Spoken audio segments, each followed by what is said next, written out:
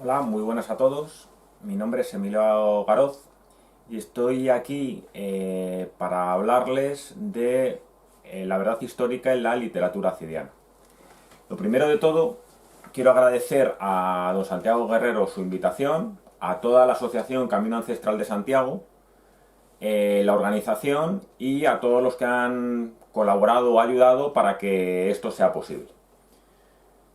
Lo primero de todo es hacerles una pequeña introducción a lo que es la figura histórica de don Rodrigo Díaz de Vivar, conocido como el Cid. Es una figura que ha sido muy polémica desde siempre. En el siglo XIX, muchos arabistas españoles se basaron únicamente en fuentes árabes para estudiar el personaje. Estoy hablando de gente como, por ejemplo, José Antonio Conde o Manuel Malo de Molina. ¿Esto a qué nos llevó? A que la figura del héroe estuviera muy distorsionada. No es hasta que don Ramón Menéndez Pidal recupera el personaje cuando podemos tener una visión muchísimo más de conjunto. Recordemos que Menéndez Pidal en ningún momento obvia las fuentes árabes, pero sí las combina con las fuentes cristianas que hasta el momento habían sido despreciadas por la historiografía. Tenemos varios documentos en los que poder apoyarnos para estudiar la figura del Cid, pero básicamente tenemos tres que destacan sobre los demás.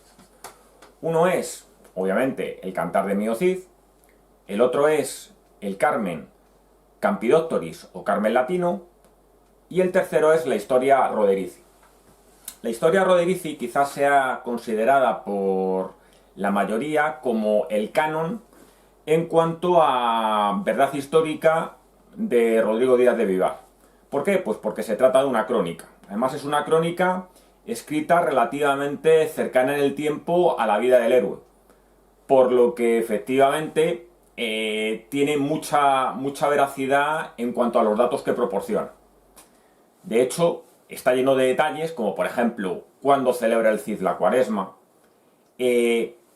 cómo cae enfermo en la ciudad de Daroca, ve con simpatía la figura del héroe, pero al mismo tiempo es ecuánime. Por ejemplo, la correría que protagoniza Rodrigo en tierras de García Ordóñez, en La Rioja, es vista con desagrado por la historia Roderiz.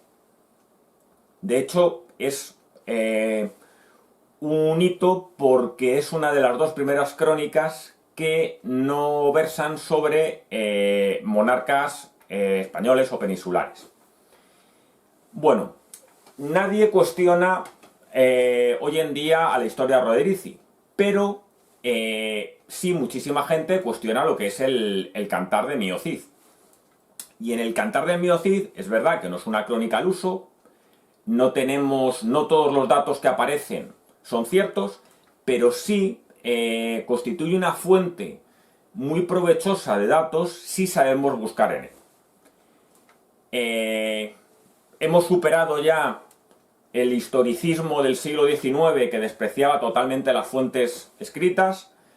Recuerdo al etnólogo alemán, creo que era alemán, Schott, diciendo que de alguna manera la tradición oral es importante y tiene más verdad que la tradición escrita, y por eso tenemos que acercarnos a los cantares de gesta e incluso de manera un poco tangencial a los romances.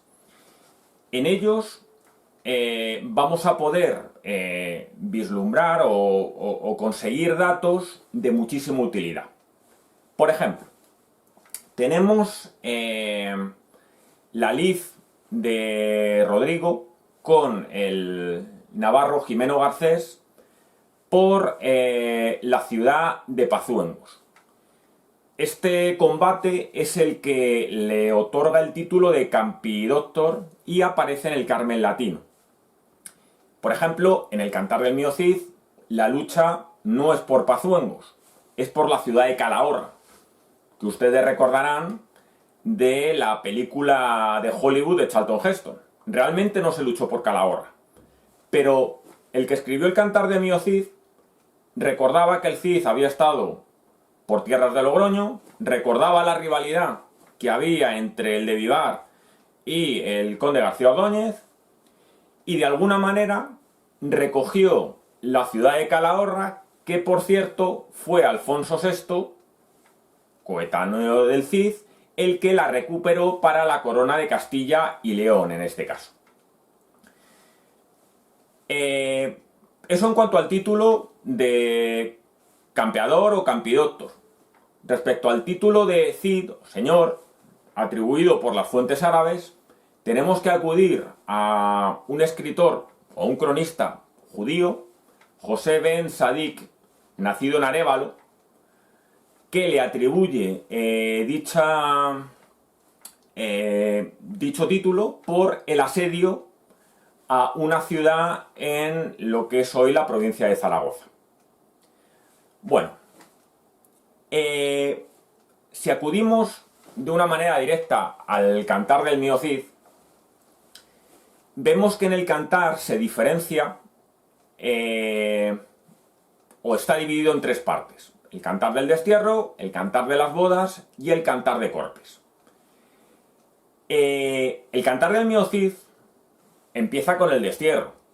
No empieza, como mucha gente cree o comúnmente se comenta, con la jura de Santa Gadea. Volviendo a los antecedentes históricos, la jura de Santa Gadea ha sido cuestionada por muchísimos autores. De hecho, hoy en día, el único autor serio que está convencido de su autenticidad es Menéndez Pidal. Fletcher, incluso González Díaz, que posiblemente después de Menéndez Pidal, el profesor González Díaz sea de los más de los que pueden presumir de conocer más la figura del Cid, dicen que no llegó a tener lugar nunca. Yo no sé si la jura de Santa Gadea se produjo o no. Vuelvo a repetir que no está recogida en el Cantar del Mío Cid. Forma parte de un romance. Pero, aunque la jura de Santa Gadea no tuviera lugar, sí que nos da muchísima información sobre la tradición de las iglesias juratorias o juraderas en Castilla y León. De hecho, existen tres iglesias juratorias o juraderas. Una de ellas es Santa Gadea, consagrada a Santa Águeda. Otra es San Vicente de Ávila y otra San Isidoro de León. El hecho de jurar y poner por testigo a Dios sobre las Sagradas Escrituras o sobre un objeto santo de la Iglesia, por ejemplo en Santa Gadea se hacía poniendo la mano sobre el cerrojo, es algo muy común en la tradición castellano-leonesa. Y sobre todo en la castellana más que en la leonesa. ¿Por qué? Porque en Castilla, a diferencia del León, cuya principal fuente del derecho era el fuero juzgo, al ser una tierra de frontera, digamos que la tradición legislativa era más consuetudinaria, más de costumbre y menos de ley escrita. De hecho hay un salto que se produce desde la época visigoda a lo que es la legislación o la costumbre castellana. El Reino de León, muy más preocupado por la legislación escrita, digamos que no funciona exactamente igual que el Reino de Castilla. El Reino de Castilla, anteriormente condado. Por eso es muy común las fórmulas, digamos, legales, orales, en el Reino de Castilla. Y la jura de Santa Gadea no hace otra cosa que recoger dicha fórmula oral, que por cierto venía de la época de los visigodos, de que el rey entrante, cuando el rey fallecido había sido asesinado, no había tomado parte en la muerte de su antecesor. Sobre esto se ha escrito muchísimo, muchos cantares, más que cantares, muchos romances, y en dichos romances se acusaba al rey Alfonso y a doña Urraca de haber participado en la muerte del rey Sancho al que el Cid servía. Bueno, pues parece ser que la figura de Alfonso VI está libre de toda culpa. No así la figura de Urraca. Es decir, que incluso en el romance, muchísimo menos cierto o fidedigno que el Cantar de Gesta, tenemos recogida esa tradición de culpabilidad de la reina Urraca en la muerte del rey Sancho. De hecho, el monasterio de Oña realizó una acusación formal a doña Urraca de haber tomado parte en la muerte de su hermano. Y es más, el fuero de Castrojeniz, sancionado 30 años después por Alfonso VI, recoge dicha participación, y el propio Alfonso VI sanciona el fuero. Es decir, que parece más o menos probado que de manera directa o indirecta Urraca tomó parte en la muerte del rey Sancho. Con lo cual volvemos a tener un dato histórico escondido en la tradición popular. De hecho, el catedrático Luis Guarner, de mediados del siglo XX, recoge la realidad del cantar y su veracidad histórica. De alguna manera, la jura de Santa Gadea, históricamente, queda desvinculada del cerco de Zamora, dada la ausencia de participación de Alfonso VI en los hechos. Pero también está separado del destierro. Es cierto que la tradición popular unió el destierro a la jura de Santa Gadea y al cerco de Zamora. Esta unión es muy posiblemente ficticia. ¿Por qué? Pues porque cuando Alfonso VI llega al trono de Castilla, el Cid, de alguna manera, guarda una buena relación con Alfonso VI. De hecho, cuando Alfonso VI se persona en la Cámara Santa de Oviedo, el Cid es uno de los firmantes, dando fe de dicha apertura. Muchos autores han analizado la pérdida de influencia de Rodrigo respecto al paso de Sancho a Alfonso. Y esta pérdida de influencia es indudable. De hecho, lógicamente, Alfonso trae a sus propios hombres de la corte de León, de la que había sido elegido rey. Obviamente, los notables o los nobles castellanos perdieron influencia. Es curioso, en el conflicto que hubo entre Sancho y Alfonso, que Sancho no es capaz de denunciar la herencia de su padre Fernando hasta el año 1067, en el que fallece su madre. Recuerda muchísimo esta historia a la película del Padrino 2, en la que Michael Corleone le dice a uno de sus guardaespaldas sobre Fredo que no le pase nada mientras viva la mamá. Es decir, Sancho no se atreve a tocar a su hermano Alfonso ni a su hermano García hasta que su madre fallece. Bueno, al margen de esta anécdota, volvamos al Cantar del Mío Cid. Lo hemos dejado en el destierro. Realmente, el cantar empieza con el destierro. Y este destierro también está contenido en el Carmen Latino o Carmen Campidoctoris. El Carmen Latino es un documento bastante relevante y de mucha importancia. ¿Por qué? Pues porque lo primero vamos a hablar de su origen. Data del año 1090 y fue confeccionado al parecer por un monje del monasterio de Ripoll. Fíjense, en Cataluña, no en Castilla. Es curioso. Ahora veremos el porqué. El el documento, el poema, está compuesto por versos sáficos y adónicos. Es decir, está escrito por alguien bastante culto, probablemente un monje de dicho monasterio. Se le llama Carmen latino porque de hecho es una evocación de la figura de Rodrigo comparándolo con los grandes héroes de la antigüedad. El escritor conoce perfectamente lo que es la panoplia del guerrero de la época, otro indicador de su cultura.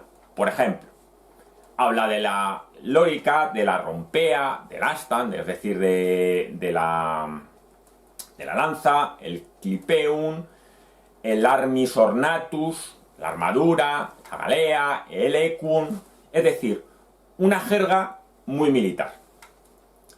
¿Por qué tenemos este documento que aparece en Cataluña? Pues muy sencillo. La hija del Cid, una de las hijas del Cid, llamada María, por cierto, las hijas del Cid no se llamaban Elvira y Sol como aparece en el Cantar, se casó con uno de los condes de Barcelona. Dicho conde era Ramón Berenguer III. Ahora volveremos sobre la figura de Ramón Berenguer III, o mejor dicho, sobre la de los condes de Barcelona. Y en este poema lo que se trata es de ensalzar la figura de Rodrigo para legitimar tanto la ascensión al poder en el condado de Barcelona de Ramón Berenguer III, como para, digamos, ensalzar la figura de su mujer con la que se iba a desposar. En aquel momento, el linaje de Rodrigo ya era más importante que la de algunos condes e incluso reyes que por aquel entonces campeaban por España, por la península ibérica. Fíjense que en el Carmen latino aparece una cosa muy curiosa, y es en el escudo del Cid aparece el dragón pintado de San Jorge. No es que yo sea un experto en heráldica, pero dicho dragón es típico, el dragón de San Jorge es típico de tierras catalanas. De hecho, si ustedes tienen curiosidad, hay un cuadro de el gran pintor militar Ferrer Clausel en el que pueden ver el escudo con, creo recordar, con fondo amarillo y el dragón pintado en dicho escudo. El dragón de Cataluña, no el dragón de Castilla. Bueno, respecto a Ramón Berenguer III era hijo de Ramón Berenguer II. Y Ramón Berenguer II es una figura que aparece tanto en el Cantar del Mío Cid como en el Carmen Campidóctoris. Es una figura bastante relevante en ambos. ¿Y por qué es relevante? Por su enfrentamiento con Rodrigo. Aunque probablemente ustedes conozcan la historia, en el condado de Barcelona, en aquella época, eran dos los condes que ejercían el poder: Ramón Berenguer II y Berenguer Ramón II. Debe de ser que en aquella época había escasez de nombres, porque ya ven ustedes lo que se repite: Ramón Berenguer, Berenguer Ramón. Bueno, obviamente, siempre que ha habido una bicefalia a lo largo de la historia, ha provocado enfrentamientos. Y Berenguer Ramón II asesinó a su hermano Ramón Berenguer II y se hizo solo con el poder. El que aparece como enemigo del Cid tanto en el Cantar como en el Carmen es Berenguer Ramón II. Obviamente es el tío fratricida de Ramón Berenguer III, con el que se desposó la hija del Cid. Es decir, que hay cierto interés por remarcar la relación entre ambos. Bueno, pues a todo esto, la culpabilidad en el fratricidio se hizo patente cuando el conde de Barcelona asumió las culpas, abdicó y se marchó a la primera cruzada, donde se cree, no se sabe muy bien si como peregrino o como guerrero, y donde encontró la muerte. Bueno, pues en ambos documentos, tanto en el Cantar del Mío Cid como en el Carmen Campidoctoris, aparece este enfrentamiento entre el Cid y el conde de Barcelona. De hecho, el conde de Barcelona es derrotado. En el Cantar se cuenta, más bien a título anecdótico, cómo el Cid lo apresa y hasta que no se sienta a su mesa a comer no lo libera. Pero lo que sí que es cierto es que dicho enfrentamiento se produjo y que el Cid derrotó al conde de Barcelona en una inferioridad numérica manifiesta. Este hecho también es recogido en la parte del destierro del Carmen Campidoctoris. Incluso en la historia Roderici. Es decir, que el hecho está probado. Volvemos a tener un hecho histórico recogido en el Cantar. Durante mucho tiempo el Cantar fue despreciado por no tener esa actitud histórica y estar basado en hechos totalmente inventados. El tiempo ha probado que dicha afirmación era totalmente falsa. Prueba de ello es las excavaciones arqueológicas que han tenido lugar en la provincia de Zaragoza, muy cerquita de Zaragoza, en la que ha aparecido un poblado de origen musulmán, habitado por musulmanes, que coincide los restos arqueológicos con la época del Cid y que es recogido en el Cantar. Dicho lugar es Alcocer. Y Alcocer se pensó durante muchísimo tiempo que la batalla de Alcocer era algo totalmente inventado por el Cantar. De hecho, es una de las batallas que están contadas de mejor manera, en la que el Cid gana frente a una fuerza numéricamente muy superior mediante un ardid. Esconde parte de su tropa y cuando los almorávides intentan atacarle, saca su caballería que tenía escondida y los derrota en inferioridad numérica. Pues bien, este lugar que se pensaba que era inventado para aumentar la gloria o la leyenda del héroe, resulta que sí que existió y concuerda perfectamente con lo que aparece en el Cantar.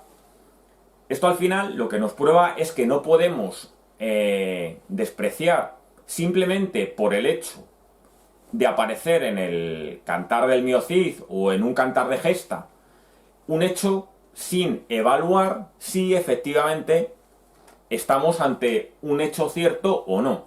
O incluso siendo un hecho incierto, es posible que nos dé información histórica con la relevancia suficiente para aportarnos datos o bien sobre el tema estudiado o bien sobre otros datos, sobre costumbres o planteamientos de la época.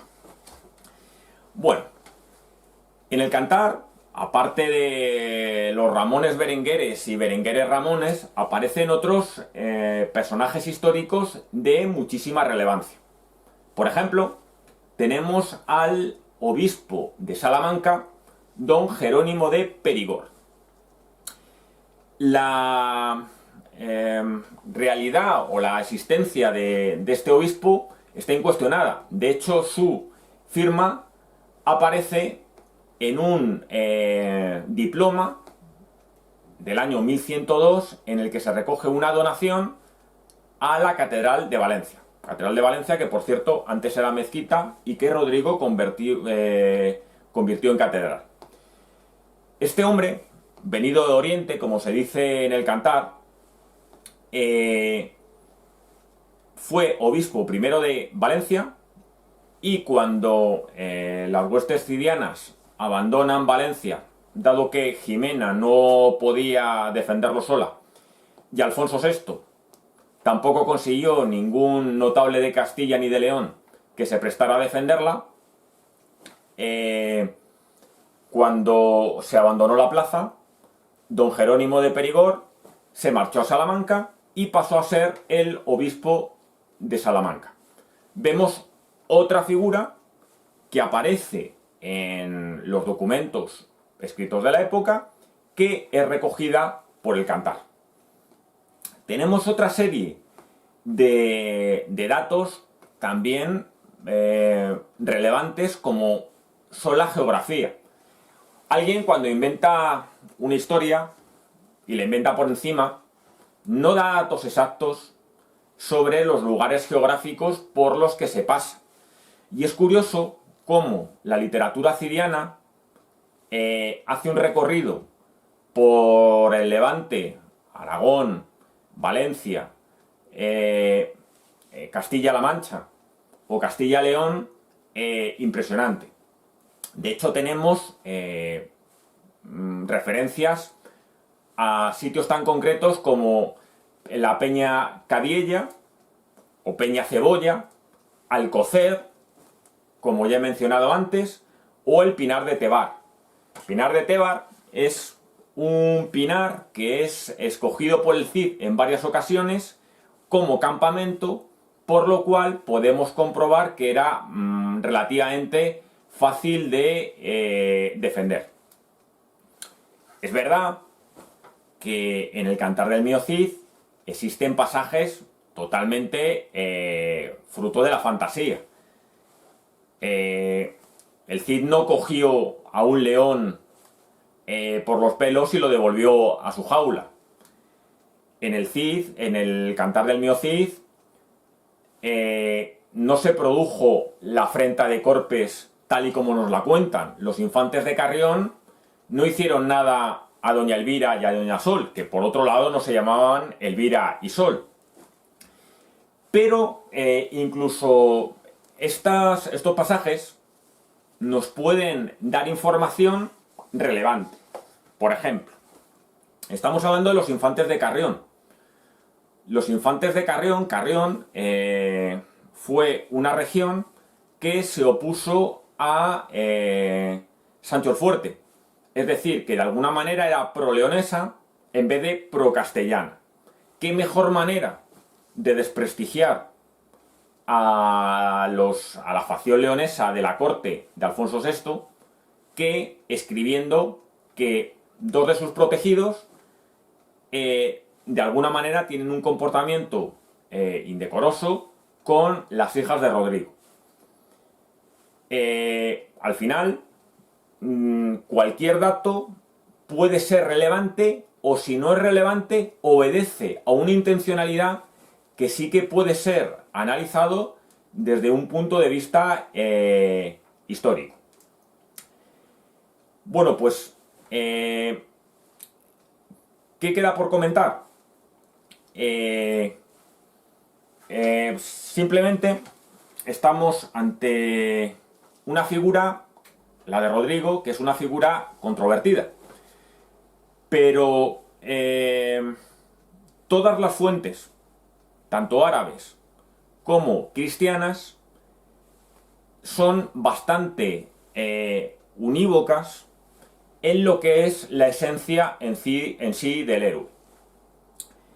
Hace poco, una conocida divulgadora histórica, Nieves con Costrina, dijo que Pelayo no había existido y que el Cid era simplemente un mercenario.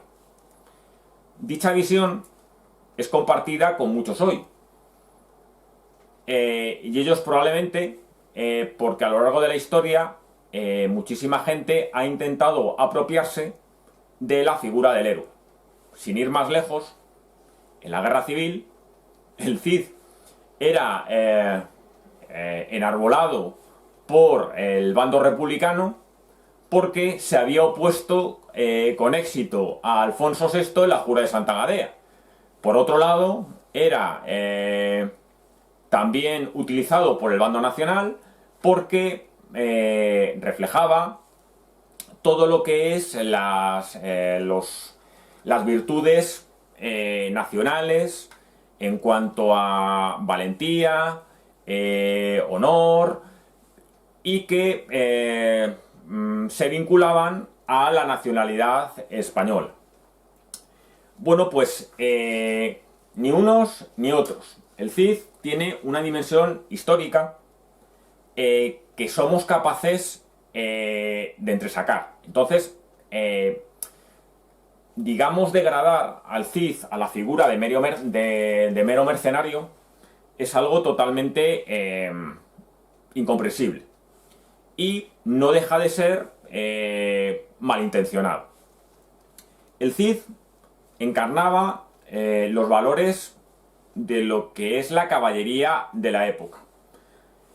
Tanto en las fuentes musulmanas como en las fuentes cristianas se recoge que, de alguna manera, se comportó como era esperable que se comportara un caballero castellano de la época.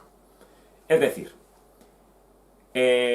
sirvió con fidelidad al rey Sancho.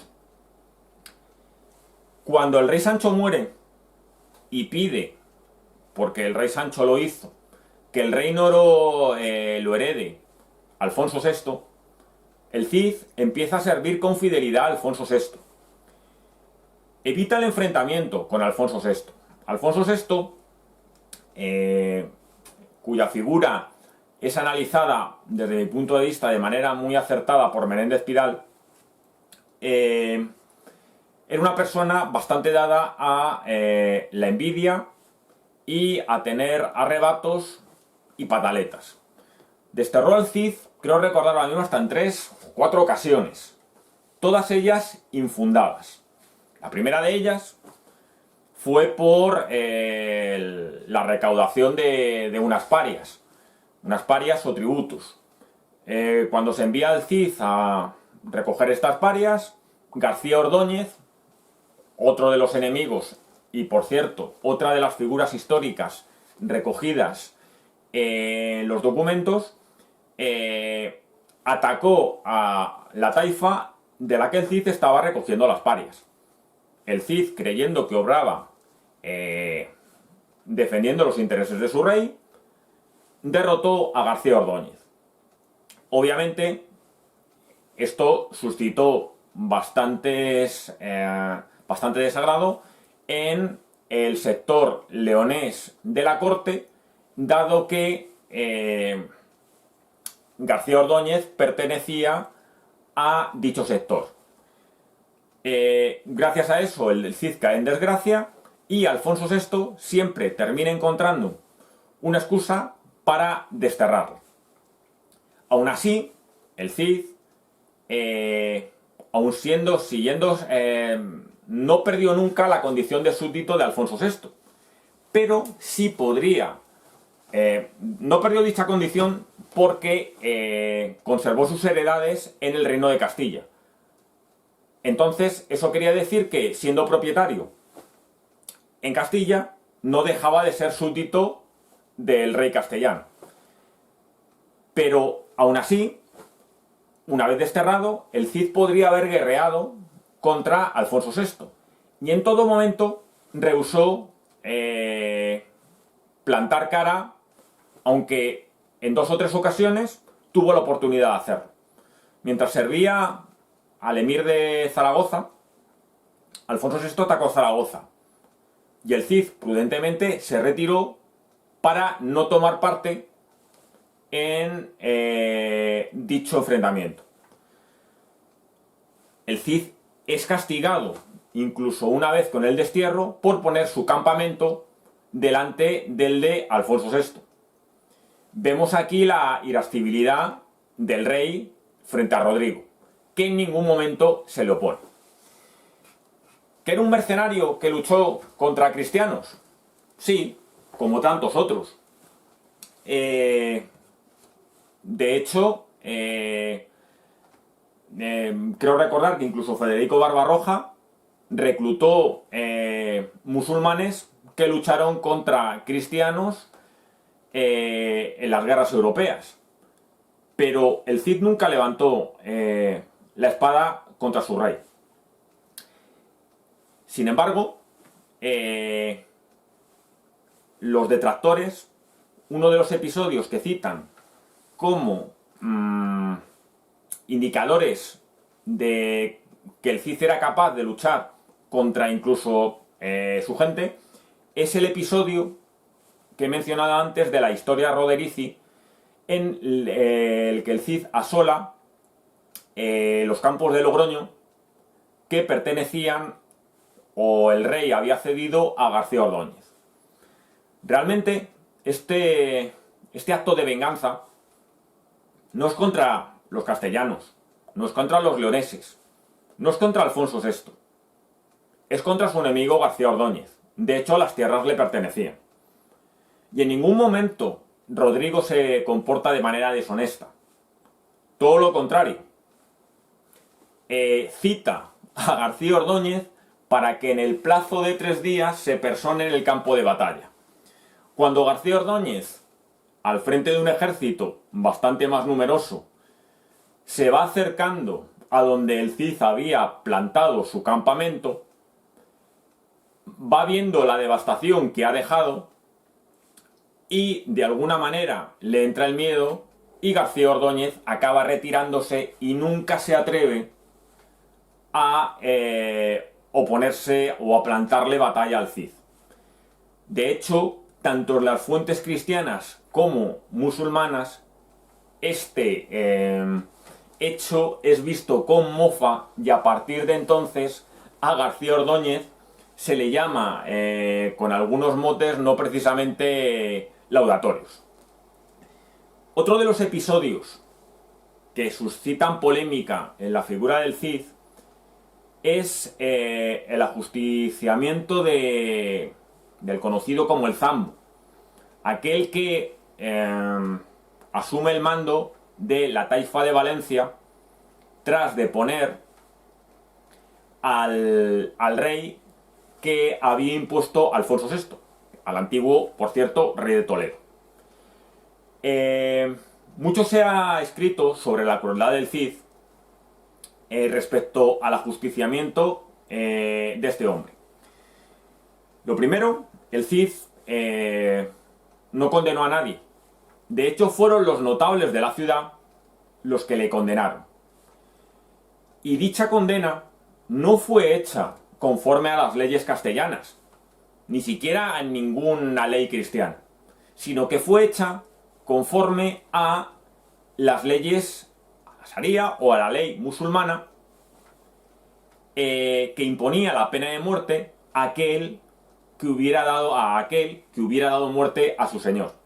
Y en este caso, el apodado como el Zambo había dado muerte a su señor natural, en connivencia con los almorávides.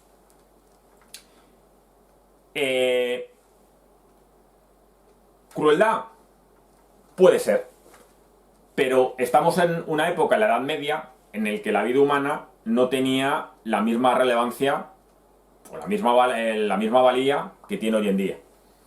Y en ningún caso el Cid hizo algo distinto a lo que hicieran ninguno de sus coetáneos, ni permitió ninguna sentencia que fuera contraria a derecho. Por lo tanto, sería injusto juzgarle desde un punto de vista presentista. El Cid siempre se comportó conforme a las leyes de la época. Por último, me gustaría acabar con ciertas referencias a los almorávides.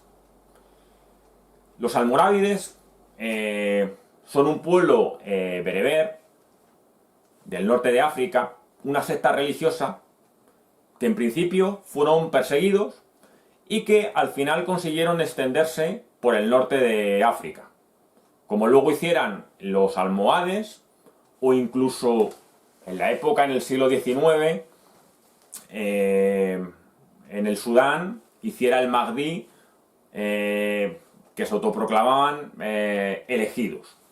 En este caso, el jefe de los almorávides era conocido como Ben Yusuf.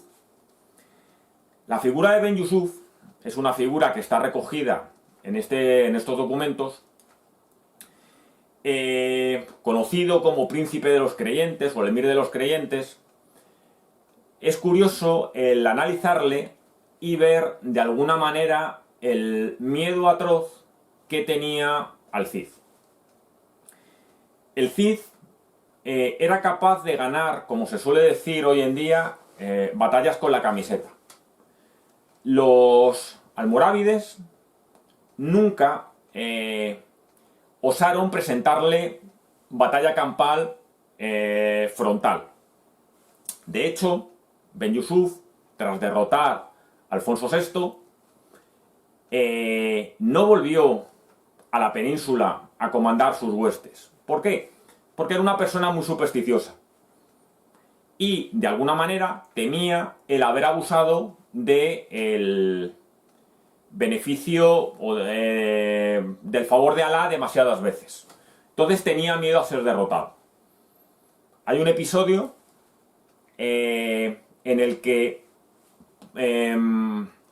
los almorávides van a auxiliar al reino de Valencia y con la excusa de una tormenta torrencial se dan media vuelta para no plantarle cara al Cid. De hecho, hay que decir que en vida del Cid, Rodrigo fue el único comandante cristiano capaz de derrotar a los almorávides. De hecho, así es recogido por las fuentes musulmanas, que de alguna manera bendicen el día en el que Rodrigo fallece, por cierto, no ganando una batalla después de muerto, como dice el romancero, sino que posiblemente falleciera de una enfermedad en Valencia, en el año 1099.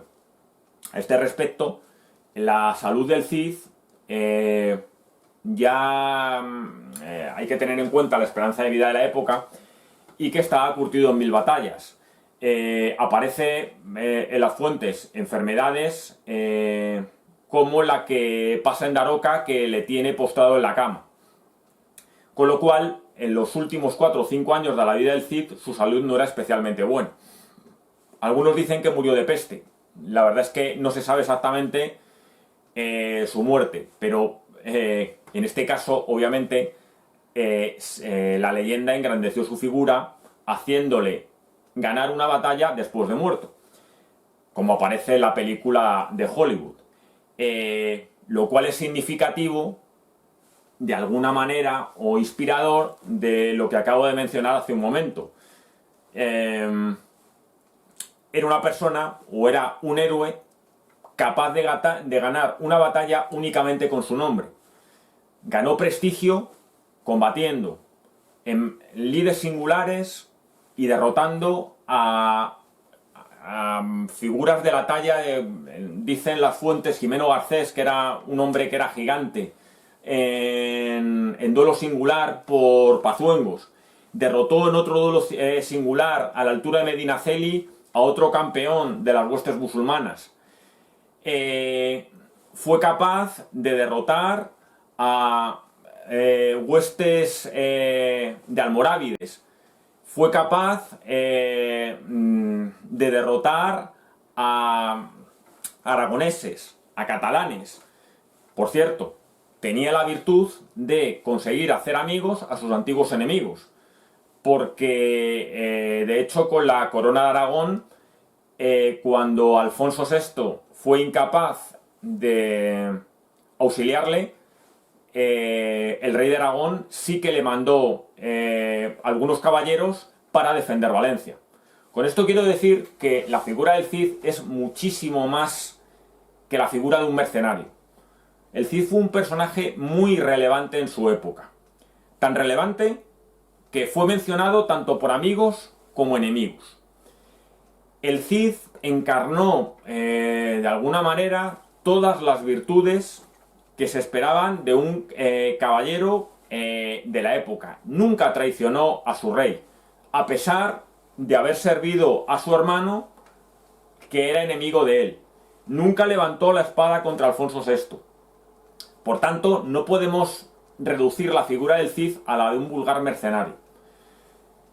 Cualquiera que lo haga no dejará de verse o querer ser engañado por aquellos que pretenden hacer política con la figura del Cid. El Cid es una figura, es un héroe que es patrimonio de todos los españoles. Es un patrimonio nacional y como tal debe de ser no defendido, porque no necesita dicha defensa, sino por lo menos ser estudiado con la suficiente ecuanimidad para poder dar una imagen fiel y real, sin quedarnos en simplemente aspectos negativos de su figura sacados totalmente de contexto. Bueno, pues esto es todo. Les agradezco muchísimo su atención. Siento muchísimo no haber podido estar allí para poder haber hablado con ustedes cara a cara, y espero que les haya gustado y que de alguna manera se acerquen a la numerosa bibliografía cidiana que existe en el mercado o en las bibliotecas para conseguir hacerse una imagen más real de el héroe castellano, y no solo castellano, sino de todos los españoles. Gracias por su atención y hasta la próxima.